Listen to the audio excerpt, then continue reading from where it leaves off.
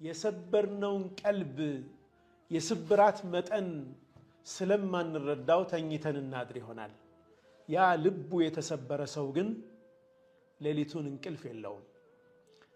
ሲልብን ያድራል፣ ሲጨነቅ ያድራል።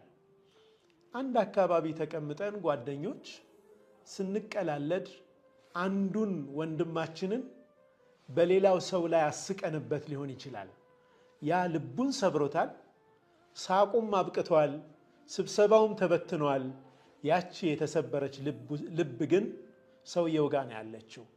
ነገ ማታ ትራስ ላይ ጭንቅላቱን ሲያስተኛ ያቺ ቃል ትመጣለች።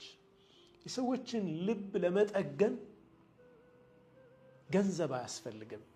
ጥሩ ልብ ነው የሚያስፈልገው። ጥሩ አኽላቅ ነው የሚያስፈልገው።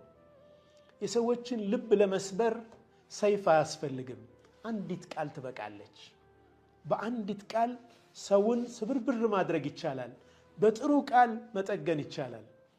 አንድን ምስኪን የምናሳየው ፈገግታ ለኛ ምንም ላይመስለን ይችላል። ለሱ ግን ቀኑን ያሱብለታል። ሰው መሆኑን ያስታውሰዋል። የሰው ክብር እንዳለው እንዲሰማው ያደርጋል።